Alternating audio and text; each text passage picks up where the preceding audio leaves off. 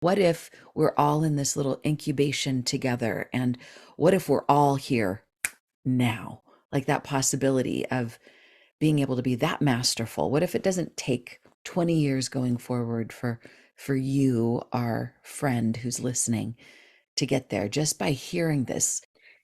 And when I come to my partner with their innocence, there's so much room for them to walk into a natural sense of responsibility on their side. This is the craziest thing. This is like magic. This is like voodoo. Like, how did this happen? Because we're all part of this continuum.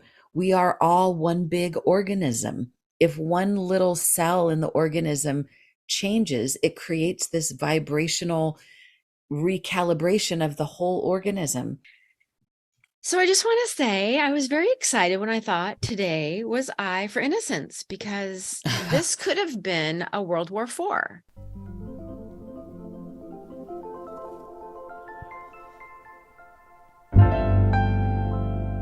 When I'm in need of a great big grin, I know where to go for some oxytocin. When the whole world seems to be cold and mean, I know who to call for some dopamine.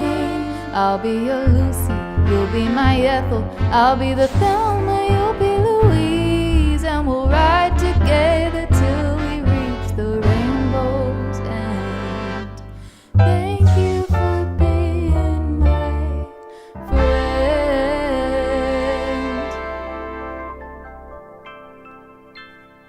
Today, we're going to be talking about I for Innocence. So, in the previous sessions, we're talking about the friendship formula. F is for fun and for free. R is for radical responsibility. Hey, that rhymes. And I is for innocence. So that's what we're going to be diving into today. Hello, Joe. Hey, Cal. Hi, Buff. Hello, Marge. Hello, Marge. Hello, Buff. Oh my gosh. Okay, so I want to just say before we get started, we had a little bump that came up between us that we looked at like, whoa, this is an opportunity, a piece of gold. So one thing one thing that happened, Joey, just so you all know, in a previous lifetime, in this lifetime, was a hairdresser. And she used to do my hair and still every once in a while does. And when she comes to town, sometimes parties of people will gather around because they all want Joey's magic on their head and on their hair because it's just a magical time. She's coming into town soon, and all of a sudden the buzz is kind of leaked out through the grapevine. Oh my God, is Joey going to be able to cut my hair? And I was saying to her, just in a state of kind of being rushed and kind of trying to be quick about it. Well, I don't want you to have to be burdened by these people. Look, I can just I can just snip off their ends. No big deal. Meaning, like, I want you to be off the hook so you don't feel pressured by it. But the way it landed was what you do in this masterful art that you've cultivated over many decades is just like anybody can just snip those bottoms. Like, it's just like snip, snip, whatever. So go ahead. I'm going to pass it to you. How did that land? A little ouch. Okay, all right. Well, so here's the thing. I had a little tiny little trigger, a little tiny bee in my bonnet because you made my hair cutting sound like it wasn't valuable, or it wasn't an art, or it wasn't, something that was required mastery. And I'm like, isn't that great? And then I said, but I completely knew your innocence. Your Yeah. innocence was, and by the way, let's say why I'm coming into town. We're going on your Costa Rica retreat, and I'm flying in for like a minute, and you're going to get me, And then the next day we're going to go. And Yeah. then on the way back, we're doing a red eye on the way back. So we're going to be exhausted when we get home. And then the next day I'm going to go. So the truth Right. is, there really wasn't much time after this retreat that's meant to help me to rejuvenate and regenerate from an incredibly stressful bunch of years. And so I knew your innocence was, I want to protect your time. Hmm. I don't want anybody to, unless it's for fun and for free, to have your time right now. This was a gift given to me by an amazing angel who gave me the opportunity to be at your Costa Rica retreat because she knew that I had been tumbled and and Pulverized and pulverized and tenderized over these yeah. last many years in such a way that someone offered this retreat so that I could breathe. And so I knew in your innocent state, you were completely protecting my time. Mm. And yet I still communicated that I had this little like, hey, do you not think that this, 2 years that I had of training and 38 years I had of being a Right. professional was valuable, or, whatever. And like, you got it in 2 seconds and I got it the minute I thought it, but I wanted to tell you because I thought it was a great opportunity to tell you that I knew your innocence. Thank you. Thank you for the generosity of considering what my innocence was in the midst of that. And I want to say a couple of things. There's one of the reasons why it's valuable to bring it up is so that we don't have this accumulation of kind of a clogged artery, so that we can always have flow, so there isn't a bunch of stuff that adds up and that eventually equals a blockage and a heart attack in our relationship. So it's important to go, ooh, here's a little piece of plaque. It's tiny, but let's pulverize it. Let's shine so much light on it that it becomes actually an opportunity for greater flow. And the other part of it is there is gold in every one of these little pieces of poo. In every one of these little owies, there's an opportunity, there's wisdom in there. And one thing that I'm, as the kind of an opportunist of the transformational variety, I don't want to miss out on a piece of gold. So when you just brought that up to me, what it made me think of is I do this with Dana all the time. I mean, Dana he's a recording engineer, musical producer extraordinaire. And sometimes I'll say, well, just edit that little thing. Like, it's no big deal. Just cut it, just change it. And he'll look at me like he wants to murder me, as if to say, oh, it's that easy. Why don't you do it then, Kelly? So part of what I do, here's just a little bit of a deeper dive. In my mind, what's good about me is that I see things from a visionary perspective as the quickest route from A to Z, and I just see it all done. And I go, oh, that's doable. That's easy. And like, who was it? Thomas Edison that said invention is 1% inspiration, 99% perspiration. I just don't see the perspiration part. I see the inspiration. Oh, it'd be so easy to just do this thing. And then I discover myself in my own pursuits, like, oh, I want to write a book about this. It's like, oh, wow. And then I get the book deal and it's like, sweat and heart. Like, it's the inspiration is just 1%, and there's 99% perspiration and talent and will and stick to itiveness and mastery, and there's so many other things that go, but I just don't see it in that moment. I don't see it. It seems so easy, and it becomes a detriment to me. I was sharing with some friends, and I probably shared this with you, I'm sure, that I believe I have anorexia of doing. When I was very, very young, I tried to have anorexia and bulimia of the physical kind, but I kept fainting which was a dead giveaway that I hadn't eaten in a couple days. And people were like, "Why weren't you eating?" So I got in trouble for being too much on the anorexic aspect. And then when I tried bulimia, I would pop all the blood vessels in my eyes, which was another dead giveaway that I had been making myself vomit. So I really couldn't. So I was stopped in my tracks basically because of those things. But the anorexia, and I would even say the bulimia as a metaphor I have of the doing, I often minimize my own doing and look at it like it's no big thing. Even if all day long I worked and did a bunch of stuff, I'll look back at my day and say, oh, I didn't do anything today. Like it was nothing. So this, I think it landed on you in a funky way because it's a funky thing that does, like, in and of itself, it's globally, it needs light. It's not just because of the way it landed on you or the way it lands on Dana. It also lands on me in a harmful way. So this, you bringing it up, is a gift to me because it's helping me to shine light on a place where I am kind of destructive and unkind and disrespectful to myself. And that just showed up, it spilled out onto you. So I thank you for being ruffled by that little thing. And I can feel the alchemy happening even as we speak. So I invite you to keep doing more of this.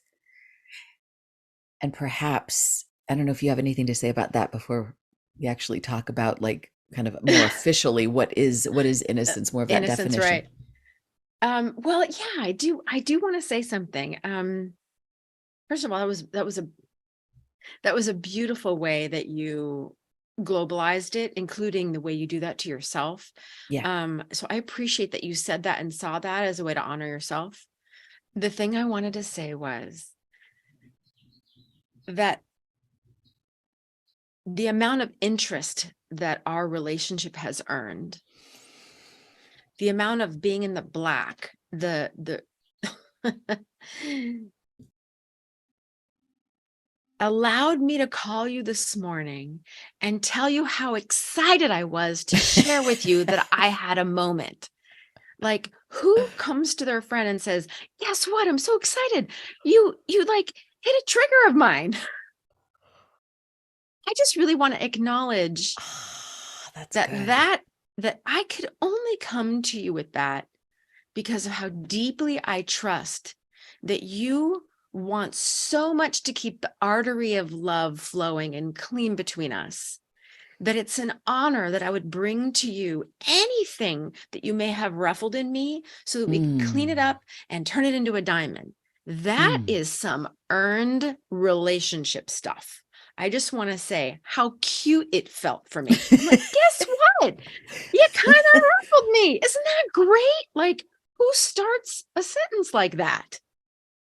That's Oh, this relationship. That's this friendship. yeah. So, oh my God. I just thought that was really cool. I just want to say that. It implies that we've been practicing this stuff, that we've earned safety with each other, that it's safe to talk about this, that there isn't, even though I have to say, before, like, you prepared me, I noticed there was a little jitter in me, like, Oh oh, I'm in no. trouble. What I do? Because of course, I don't want to step on your toes. Of course, I want to just add extra wind beneath your wings and make things good. I don't want to hurt you. I don't want to insult you. Like, of course, it would only be not intentional. Of course. But I didn't go into full-blown panic, protective mode, armor up, gird my loins, because I knew whatever you said. I mean, so there was a little bit of a jitter, like, like, just that Yeah. kind of meant, like, I'm paying attention. I'm really Yeah. looking at this.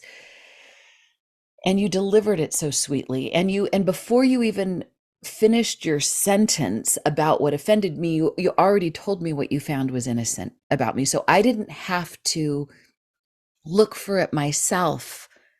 So I think this is part of looking for the innocence, is it's in, to include it in the, wow, this thing happened. you said this thing or you did this thing or you didn't call. However, my assumption, like even though it hurt, I'm assuming that this is what you meant by it. So like maybe that's part of, and I don't know that we've ever talked about it just like that. So I like I like that it's happening in real time. And in the end, you sharing this offensive thing that I did, even though it was relatively small, but you contribute to me in your sharing. And if I if I was in my right mind, if I think often the reasons that I would step on your toes or anyone's toes are often out of haste because I'm just moving too quickly, that I'm not pausing to be with the nuances. If I had been in my right mind in that moment, first of all, I wouldn't have said it that way. I probably wouldn't have said any of that at all because I would say, there's something so special about what you do, whether you're speaking, whether you're writing, whether you're holding space, or whether you're cutting hair, that you make it look so effortless and easy, like a gymnast that's bouncing around doing triple flips in the air. It looks like, oh, I could do that. I mean, look at, she just did those flips. I could do that. You make it look and feel like hot butter through knife, hot knife through butter, or hot butter through knife. Okay, either way, you make it look effortless. Mm. And yet I know there, this is what genius is. It just looks so effortless. If I watch somebody who's surfing a massive tsunami wave, they make it look easy. Is it easy? No. No. So much mastery. I mean, what you do has this lingering, lasting effect. And on a parallel plane, I could go on for hours singing Mm. your praises. So I want you to know that the truth is, I recognize what you do, even though I have no idea how you do it. And I don't know in this lifetime that I ever, ever, ever would or could, but I see it as Picasso of the whatever it is you touch. Okay, so let's dial into what do we mean by I for innocence. When this concept first came to me, it was before Dana and I got married. So this was over 20 years ago. I remember Dana and I were on a walk through Topanga, where we lived, a different place in Topanga. And I can't remember what we were arguing about, but we got into something heated on the walk. And we went from there to our premarital counseling session. It was right before we got married. And I kind of barged into the session, and pretty quickly, at least the way I recall it, is I just went off on what I was upset about to Nirvana. And Nirvana, before even talking about the content of what I was upset about, he talked about the context. And he's on the other side. He's one of my angels. I'll probably bring him up many times in this show. He loved me fiercely. So he had permission, just like you, Joe, have permission to say what you see, even if it's not pretty or popular. And he basically did one of his reprimands to me. And he said something like, you can't afford the luxury of being this drama queen anymore. Like, enough. You When you get upset, you basically, he was doing the 0 to 10 thing. Like, before you get so upset, you need to walk away and don't come back until you have found Dana's innocence. Don't come back. Like, walk as long as you need to, with the goal of working out whatever blame, shame stuff is going on in your head. Get it out, and don't come back until you found his innocence. And thought, well, that might be a long walk sometimes, but hey, but that's the goal. So there was something that really imprinted in that for me, and that it implied that there was innocence to be found. That underneath whatever he was saying or doing wasn't diabolical. And Joey, you touched on this in our previous episode. Go back and listen to it. I'll just touch on what Joe was saying, something about like when you get triggered by a loved one, we might treat them like they're a murdering rapist, even though, even with just a look that they gave us, even though they're the safest person in our world, they love us more than anyone, but we might treat them with, because they touched this pain place in us, we might be tempted to see them as a manipulating gaslighter, diabolical devil, until we get it out of our system. And then we're like, okay, I love you now. No, you're fine. Sorry, I projected that on you. But that projection of guilt onto somebody can end up becoming, in some way, a bigger offense than whatever the triggering offense was to us that got us upset in the first place. So it's important to, most of the time, and there may be very rare circumstances where somebody is actually diabolical and menacing and strategically trying to undermine us, but that, I imagine, is 0.001% of the time for most of us.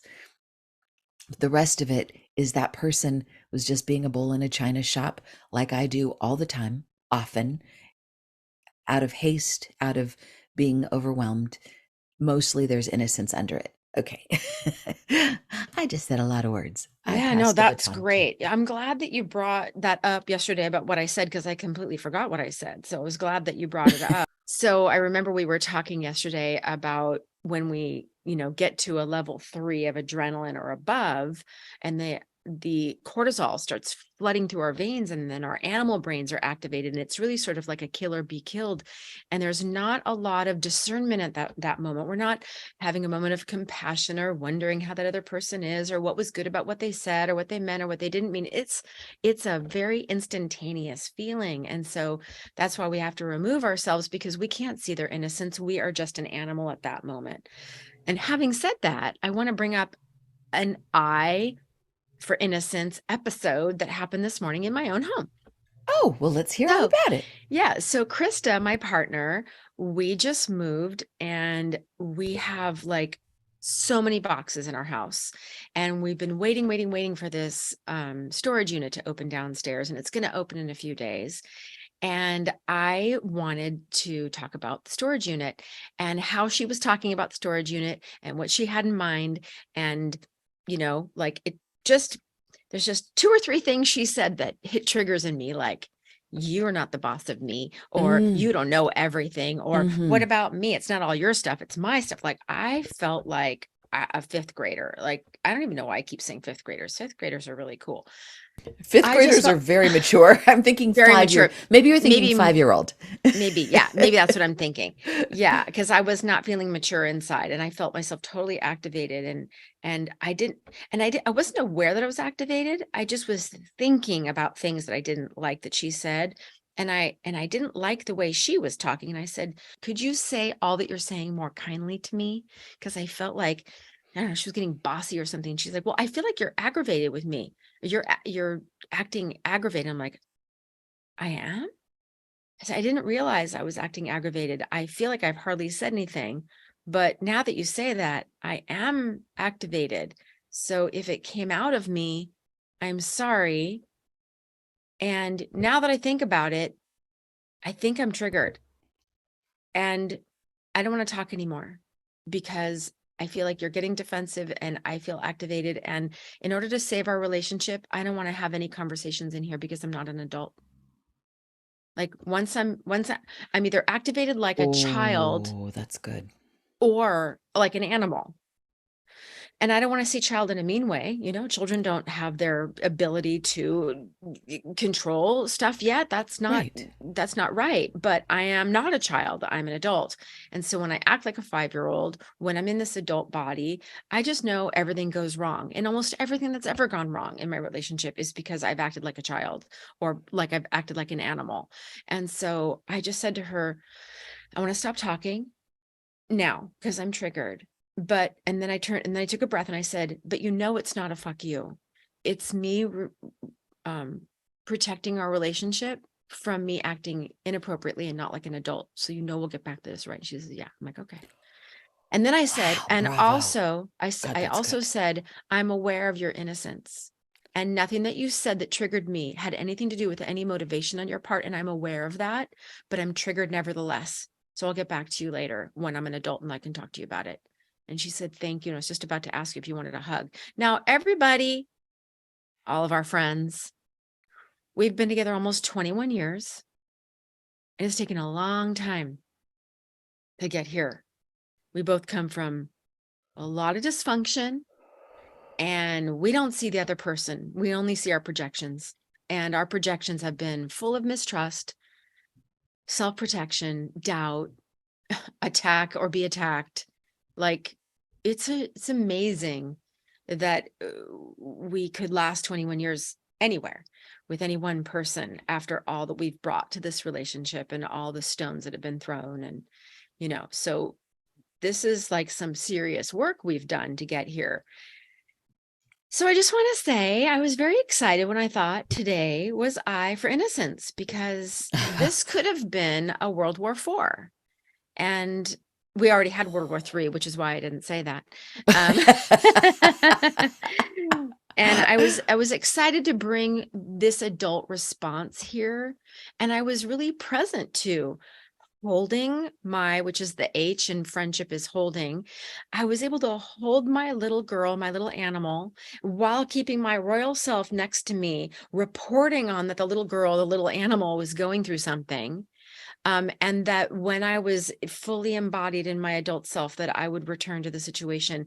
And I also don't like to leave my partner feeling abandoned. And when I'm hurt, I retract, I go inward, or I leave. I'm the mouse that runs away. I'm the leaver. And so, and my partner has pain about being left and being abandoned. So I was able to, while in my observer state, while my little animal was active, let her know I wasn't leaving. I was taking a breath while I was activated to protect us because I love us. And I saw her innocence, and we'd get back to it later when my adult was present. I thought that was kind of ninja. That's pretty friggin' ninja. Oh my God. I remember being at an agape retreat with Reverend Michael, and I remember him saying something about like whatever level of consciousness, like let's just say at that point, Reverend Michael had spent more time steeped in meditation than anybody else in the room. And he was saying via osmosis, we're all at the same level. And now we all get to grow beyond this. And I want to say it's taken you've been in your relationship. We've been in our Well, you've I got been married as long I've as been we've been married as long together. as you guys have been together. So Right. me and Dana married 20 years, together about 23 years, and Joey, you No, but you were together. almost at 21 years. Next month is 21 Yes, years that you that's were true. married. 21 years married. Correct. Um, and I want to say to everyone listening, and I think our nickname for you is the High Vibe Tribe, because in order to listen to this, in order to be drawn to this, we're just going to say you must have a high vibe. We're affirming that, and that's what we're calling on. Um, that if you're like, wow, I don't know that I could do that in the heat of a moment if I'm triggered, but what if we're all in this little incubation together, and what if we're all here now, like that possibility of being able to be that masterful? What if it doesn't take 20 years going forward for you, our friend who's listening, to get there just by hearing this? Hello, friend. So, this is the space in our show where we would normally do a commercial, but since we're a new show, we don't have sponsorship yet. We're going to do it a little differently. But if you have a product or service that you think our friends would be interested in, then reach out to us ASAP at info@anatomyoffriendship.com. And in the meantime, Joey and I have a couple things up our sleeves. So, Joe, what's up yours? What's up yours? What's in your sleeves rattling around? Well, as a holistic health counselor, I have a few slots available left on my book. And I'm really excited right now about the communication strategies I've been studying regarding neurodivergence and speaking to people who are struggling. And that's a massive thing going on in our world right now. Kel? You are so good at that. Oh my goodness. So, what I've got going on is you can go to my website, kellysullivanwalden.com. And if that's too hard to spell, go to ihadthestrangestdream.com. And there's a place where you can book a private session with me if you've got dream questions. Also, I've got my books and oracle cards on there. Speaking of oracle cards, the latest one that just came out is Wild Dreams Animal Oracle. This is from Blue Angel Publishing, and this has 44 animals. So it's kind of about like, what if you dream about animals, what are they trying to tell you? Mostly, spoiler alert, they're trying to tell you to just let loose and become more of your wild, fully expressed, passionate self. I think this is an amazing thing that you just expressed. I mean, I feel like we could just unpack this little piece by piece. And this is such a powerful formula for what to do in the thick of the moment. Because so many of the big issues, even the issue about ghosting and being ghosted, it happens because of these hurt moments and then the conclusions that we draw and then the unsafety that occurs. I could tell you're popping with something. So what I was thinking was, I was at a 2 when I said this. perfect. If I was at a 3 or a 4, if anyone's at a 3 or a 4, let me just suggest that you, and we've talked about this many times, you have a pre-recorded statement in your mind that you practice. So in over. a moment of a 3 or higher, you use as few words as possible. There's no way I could have used that many words if I was at a 3 or a 4. There's no way. I used a lot of words at a 2. And I took And if a break anybody's during some of listening them. and they don't know what we're talking about, these numbers don't make sense, then go back to the previous episode. Yeah, like an adrenaline 0 scale. to 10. We basically say if adrenaline comes up and you hit a level 3 out of 10, and of course you have to know your own self, then you go into fight or flight and you're no longer in your like relationship brain. You're sort of in protective brain. So if I was at a 3 or higher, I mostly what I would say is I'm activated. I need a break. And my wish, my desire is that when I was activated, that I could say it in such a way that didn't sound like a fuck you, which sometimes it does. And I wish it didn't. So the shorthand that I know sometimes you and I both use is I'm at a 3. And if you're lucky, you can say, I'm going or for a even walk. just hold up 3 fingers. 3, exactly. Which, by the way, we can't in verbalize. sign language, the holding up 3 fingers the way most people do is a W, which also could mean for wait. Wait. In Santa or Monica. Walden. Walden. Walden's just wait. WWW. Wait, Walden, wait. That's like 1 Forrest 1. 1 Forrest 1. Oh, Anyway, okay. so I just want to say that like a tiny little short thing, when you're at a 3 or above, do not expect 4 full statements about, and I'm protecting our relationship. And I want you to know I see your innocence. And I want you to know I love you. And I'm not in my higher self. And I'll talk to you about it later. That's like 5 or 6 statements. No, do not expect that. I don't do that at a 3 or above. I was at a 2. So that's why I get to sound so ninja. But no, I was at a 2. At a 2. There's that old wives' tale that we shouldn't go to sleep angry, that we should talk it out. And I think all of this kind of goes absolutely against that. If we are angry, we ain't getting no sleep. I remember staying up until the wee hours of the morning thinking we're gonna solve this before we go to sleep. And we're just getting progressively more tired, more angry, more worn down, more adrenalized, and the slings and arrows keep getting more violent. It's a recipe for mayhem. So take like restraint of pen and tongue, separate, step away from the drama, because in the separating of the conditioning fields, like we can step into grace, especially if we have the blessing of a tree nearby or grass or some nature that we can go out and immerse ourselves in, or even taking a shower or even turning on the water. There's something about that conductor of water that can help to get it out of the system. Negative ions.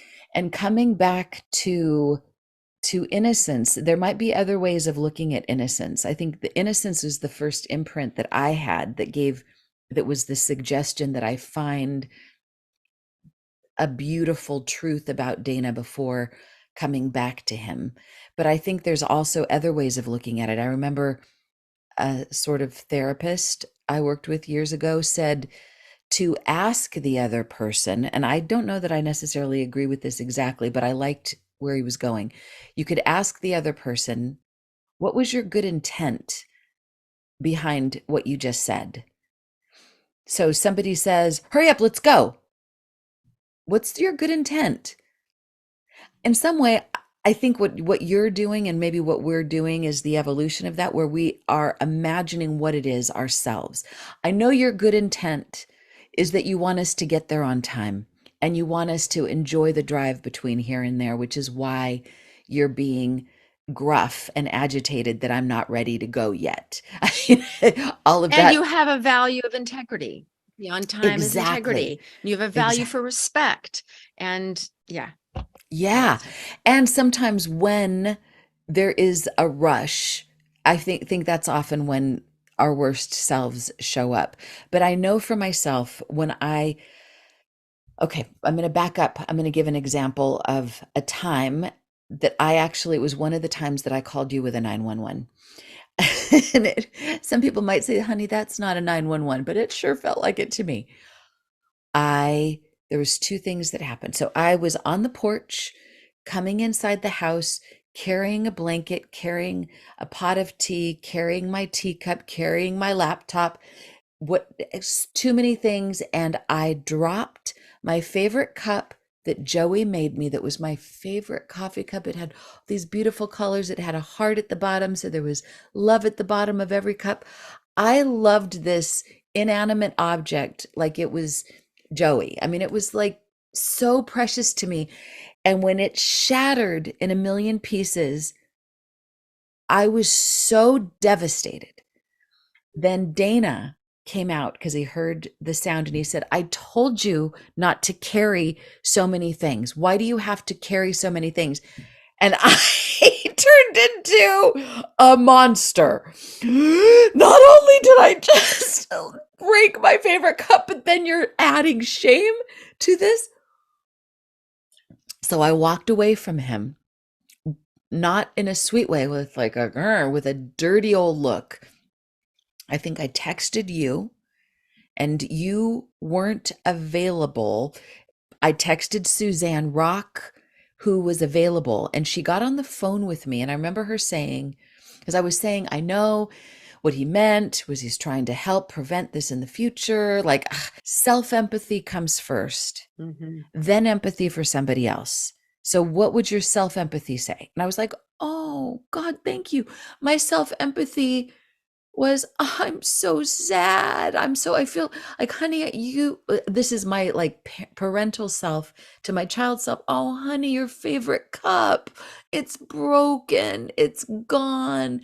And you didn't mean it to. You weren't trying to break it, but it's gone. And that's devastating. You use that cup every day, all day long. It was one of your favorite things. If there was a fire, a flood, and you had to evacuate, that would have been among the things that you would have grabbed. So, yes, I'm so sorry that you're hurting like that. Okay, now that there's some self-empathy, let's look at Dana. Of course, he's your hero. He doesn't want you to be devastated like that. And in order to prevent those things from happening in the future, we can see what's good about him, the good intention. In other words, his innocence is that he's trying to help me in the future, in the now. And he didn't mean to hurt my feelings. He didn't mean to be shaming. He was trying to help me. And of course, he's correct. If I wasn't trying to carry too many things, this wouldn't have happened. So, but it has to go in that order. It's hard to jump past my own self-empathy and into somebody else's before I give a little bit of it to myself. So that was that. So asking what's the good intent and assuming it ourselves. And then we still might ask with curiosity, but or much of that can be done internally. Like it's not a physics equation to to consider what might be the good intent, what might be what was innocent in that person that caused them to do or say the other thing. It's kind of obvious, maybe. And if we absolutely can't figure it out, we could say, I know there was a good intent. I know you were innocent there. I don't know what it was, but I'm sure that you only meant something positive, even though I'm triggered over here and I'm working that out. And we'll talk about it once the bee is out of my bonnet, but you're not in trouble. You're not on the hook. I still love you. We're okay. And I'm triggered. And then we could come back once the bee is out of the bonnet and say, here's if in my favorite way, this is how it would have gone. You would have come out and said, "Oh, Kelly, your favorite cup." And you would have hugged me and you would have said, "Oh man, well, what can I do? What can I do to help? What do you need?" That's what you would have said. And then I would infer myself that I need to do less carrying 5,000 things on the porch. You wouldn't have needed to have said it to me. Right. That might have been the only conversation needed. Okay. Right. Oh my God. Okay. I have so many things to respond to here. That was so good. Do it. I was just thinking about how frightening it is to make mistakes.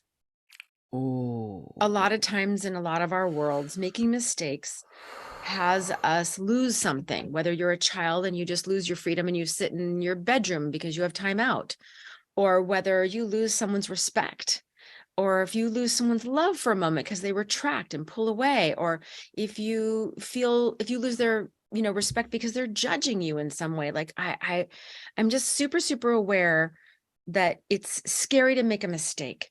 And having said that, Ooh, when so we true. point out to another a mistake that they may have made that affected us, I feel like in our world, especially with you, oh my God, I feel like if I make a mistake with you, I barely even know I made a mistake because you're so busy couching it in compassion. You buffer my mistakes so much because you're so, by the way, that's another thing that stands for, is it stands for buffer.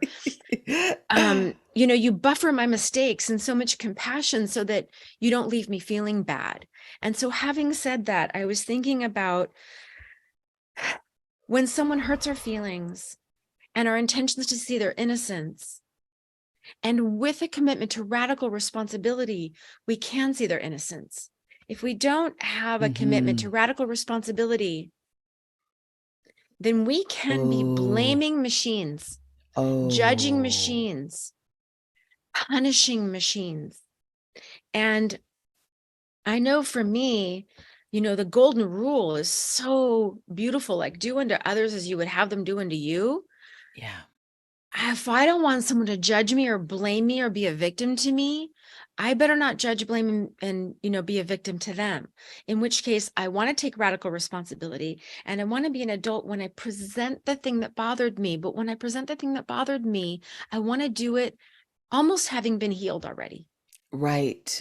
And which brings me to one of our tools, which we can touch on now and get more deeply into later, but the tool of dream crafting, and like you always had dream theater, where you have people like act out the dream as they wish it would have happened and dream it as they wish it would happen. And then, dream crafting is another version of that I came up with, where I imagine what that person would say to me from their highest perspective. I give myself their apology.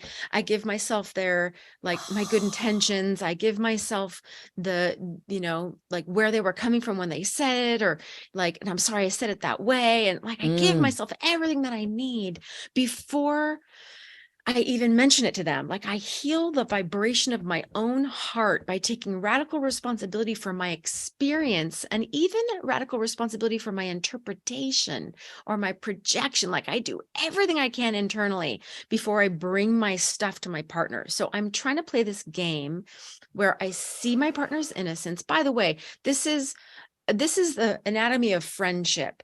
But if you don't have friendship in your relationships, which, Kelly and I are talking a lot about relationships today. If you don't have Mhm. friendship in your relationships, that's That's a at bit the of a core. problem. So we want to have, we're talking about the friendship aspect of relationship. I want to treat my intimate partner as my friend, Yeah. not as my enemy, but as my friend. So I just want to say that as uh, a frame here. So if I bring my issue to my partner, once I've processed it, and I Mm. bring my higher self to the table, and I Mm. take radical responsibility for the story that I made up about their behavior and the feelings that were activated Mm. in my Mhm. younger self. And I say, I made up a story that you didn't care about me. I made up a story that, Right. that you were acting like you're better than me. I made up a story that you didn't respect me. Shout And out to Brene Brown. I feel like we yeah, definitely received that from her, that I made up a story that. Yeah, keep going. yes. Mm. Yes, and also I want to shout out to Suzanne Rock, because I feel like when Yes. she hears the way someone is upset, I feel like she has this, Ninja. she's just ninja with nonviolent communication and her ability to go, I hear that your value for respect wasn't met, and I hear that your value for kindness wasn't met, and like she's just so ninja at that. When you said you saw me Yeah. popping and thinking about something, I was thinking about Suzanne when you Yes. said that to me. Yes. So, like the period on this long sentence that I haven't had any punctuation inside of is that in my commitment to radical responsibility, I'm committed to being an adult. And this game that I'm playing about what an adult is that you can't take anything from me and you can't hurt me. I'm either hurtable or I'm someone who's giving away my power. But if I'm in my adult self, or my royal self is in the building, Mm-hmm. I can express how I feel, the story I made up, the pain that got activated as a child, the innocence that my partner may have had, and even a request that's neutral, because I am not entitled to anyone being any different than they are. And next episode is about E for end, and entitlement, meaning ending entitlement. And when I come to my partner with their innocence, there's so much room for them to walk into a natural sense of responsibility on their side, which I'm not Mm. entitled to and I do not expect. And recently, as I've been practicing this adult self, which I've finally had enough bandwidth to even practice, I offered some upset recently to Krista about some things with no expectation that she'd say anything. I took full responsibility for that. I was triggerable. Not that you triggered me, you activated me, you upset me. No, I was triggerable. And I took full responsibility for it. I left it there. And a few minutes later, she said, "You know what? I think I was being a little immature about that thing earlier. I didn't need to be like that. I could take Mm. some responsibility for that." And I completely did not expect it. It was a total gift. I had no expectation, I had no entitlement. And she came with a gift. And I Mm. believe that she came with that gift because she is frightened of making mistakes. She is frightened of hurting my feelings. She is frightened of me leaving her, which I've done so many times.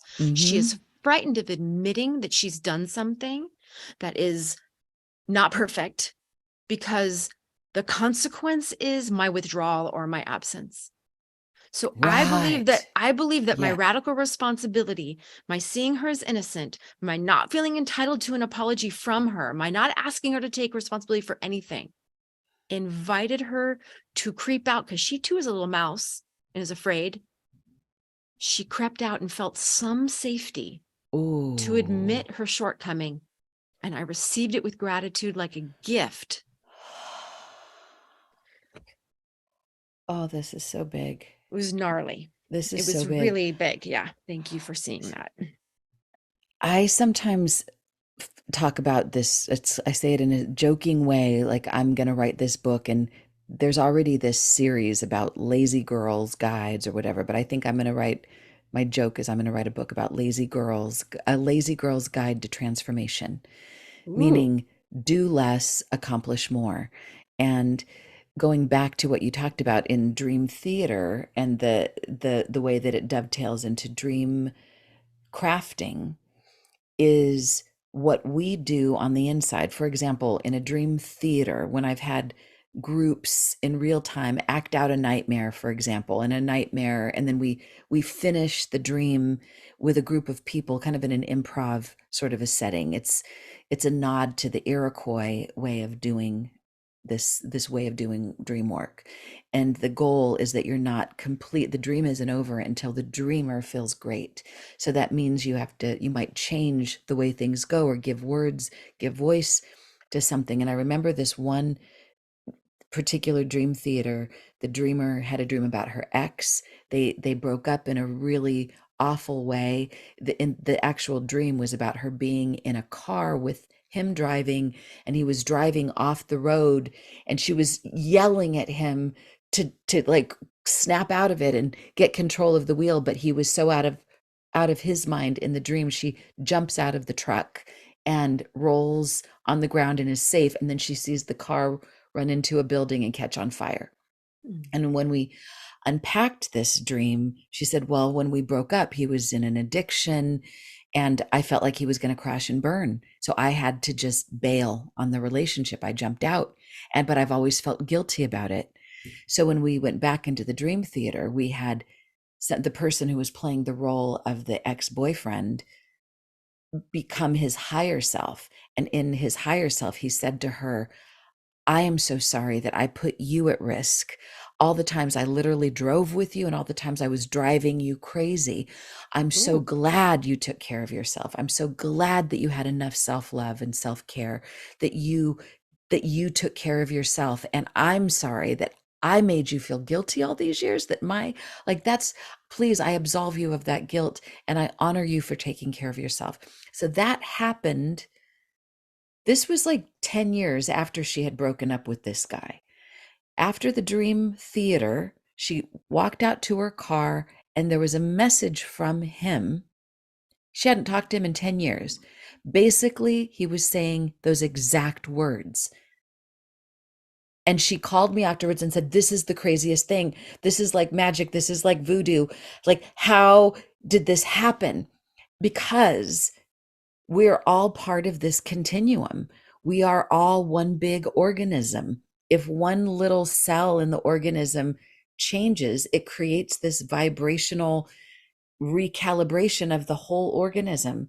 So this is why dreamcraft, it sounds a little bit like witchcraft. Like, you change something over here, it might not show up in real time, although sometimes it Often spookily does. Yeah. But whether it happens in real time or a little later, that's part of what is our part to do. The radical responsibility is do your part. And your part, our part, my part, is to do that dreamcraft, is to imagine that it's all a dream, because it is. We're dreaming all the time. So if I take on the role of Dana on the porch, reprimanding me for carrying too much stuff, but then I redream it and imagine him saying, I'm so sorry that you broke your cup, and let me help you. What can I do? There's some reality to that. And it does soften, and it does create a space where he might just say the very thing that I'm wanting him to say. And so many times I've dreamcrafted to you what I wished he would say. And then lo and behold, he says almost verbatim those words. At least half of, At I least always half say of at least them. half of what we say, because the other half is like above and beyond. Is But it like it is whipped cream? wild. It's Right. wild how that, I feel moved to add a teeny bit more to the dream craft. Yes. And Go. then we have to go, actually, because we're I out know. of time. I know. I feel like I want to add to the dreamcraft and say, I don't want you to feel stressed, and I don't want you to feel like you have to do it all at once. And I don't want you to have to rush. And I want you to have peace in your movements. And I want you to feel like you're enough. And I want you to feel like there's enough time. And when I see you rushing around, sometimes I feel like you don't think you're enough and there's not enough time, but I want you to see Or and I'm know that you're more sorry than that enough. I don't help you, that I don't notice you Yeah. doing this, and I don't rush out Yeah. to help. See, this Okay, is the whipped cream. that's why there's only 50% that they say it back to us, because we give ourselves the whipped cream, which is the more. But that dream crafting does feel like It's magic. It feels friggin' like we magic. change the energy of our heart. Like when I'm upset, my heart is closed. It's like a physical sensation, and my partner is sensitive. And when I fix it in myself and give myself what I need, and my heart opens, I swear it's like she walks right into it, because there's like an invitation of safety, because I already healed it. It's Right. Of course, every one of these aspects of the dream of the friendship formula relate to each other, because so much of what we're talking about here is a precursor to hold yourself. This is what we do inside of holding ourselves, so that we eventually bring a softer version of ourselves. And there's it requires something. It's in the moment of being in pain, there is this very slippery seduction. It just feels like scratching the itch to be like, you did this to me. It's like it almost feels good and satisfying to just be bitchy or be in the fuck you of it. And yet it's like scratching a chicken pox. Like the scratching of it leaves a scar. And yeah, the chicken pox might heal, but there are scars left behind. And those scars don't heal. They last a long time. So if the purpose, to just give a nod to the P for purpose in this whole thing, if we think about if I think about what do I want ultimately, what is my purpose? I want the deepest, juiciest, most connected, most soulful relationships possible, because to me, that's heaven on earth. I want that more than I want the short term gratification of just scratching the itch and, and running off with the mouth. I can run off with the mouth to you, the one who didn't trigger the pain. So this is how we get to have it all. And we're not talking about slapping duct tape over the pain, which when I explained this before to other people, they were like, okay, well, what do I do with my upset? I guess I squash it. No, no, no, no, because that is a cruising for a whole different kind of bruising. No suppression, no like squishing it in, because that is a setup for so much more internal and external disaster. We have to have a valve for where we go with the pain, to let it out quickly. And what we're doing, what we're talking about here, is actually becoming Joey and I, we talk about becoming surgical. Last thing I want to say here, because I know we're at the edge of our time, is just like you said, Joe, when we are caught not being our best selves, called out on having done something hurtful or neglectful or not, we have a perfectionism inside, like, oh my God, I'm not going to be loved if I'm not perfect. Oh no, then I'm going to get killed. I'm going to get thrown off the island. Because back in the caveman days, if we weren't perfect, we might die a very real and very traumatic death. So that fear is legit, because it still lives in our limbic brain. So there's a real reason why we want to be perfect, and we want to say, no, no, no, it was you. It was you. It was you. I'm fine. I'm fine over here. It is vulnerable to admit being flawed and to call someone out on where they were flawed. And if we want the big picture, the big purpose is being close and connected and intimate, then we can't go into that surgery room with a hatchet and just start bludgeoning somebody. You hurt me because you don't care about me. You're selfish. You're a narcissist. You're stupid. You never loved me, and you just wanted to hurt me. And I've been accused of those things in those painful moments. And does it engender depth and compassion and connectedness? No, no, no, no. It engenders scar tissue and distance and I might keep loving you, but it's going to be from a safer and safer distance. And what you want out of me is intimacy. And when you can't get it, it's just, they don't go together. So there has to be safety. This is it's part of the acronym, holding self. And this is how we be in the moment of a trigger, quickly finding their innocence, or at least being willing to look for it, even though we're in pain. Self-compassion, self-empathy, then look for their innocence.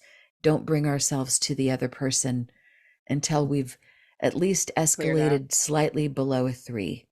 Right. Last words. Yeah. My last words were, as I had a visual of that.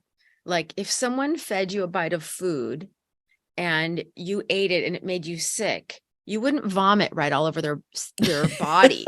You would if you had to vomit, you would at least turn your head. Oh my God, that's right? Great. And so that's what I thought. Like, so you fed me something that engendered sickness in me. I don't want to vomit all over you. I want to vomit on you, Buff. I want to vomit on you. That's confusing. If I'm the one that gave you this funky little bit of no. rancid. You didn't give it to me. Krista gave me the bite of something and I vomit toward you. You give me the bucket to vomit into. And then you and I work out like the mess. Yeah. I don't vomit on you. I was just being ridiculous. But anyway, like, I just think it's a good visual. And I never thought of it before. It's like, perfect. So you upset me. I don't want to throw up on you. And throwing up in this case is reacting, yelling, blaming, all that stuff. So great. Let's just end this episode with vomit. And maybe everyone will remember to turn your head. Turn your head. Turn your head. Turn toward your friend. Turn the and other have them help you with your pain. Turn toward your friend. Don't vomit on the person who activated your pain. Turn toward your friend. And potentially some required reading here, or suggested reading, would be Malcolm Gladwell's book, Talking to Strangers. His final analysis is basically, most people are fine. They're just flawed, but they're not meaning you harm. But read the whole book in order to get to that. And let's give everybody a little assignment. Just try it out. And even if you do it retroactively, if nothing is happening and nothing's triggering you, then think of a time that you were triggered and imagine retroactively how you would have handled it had you had this tool, this rule, and maybe how you would handle things in the future, considering the innocence of those who have harmed you. Innocent until proven guilty. They might be guilty, but let's assume they're innocent until it is absolutely empirically proven otherwise. And until we meet again, thanks for being our friend. Next up, E for entitlement. You're going to want to not miss this one. Mwah.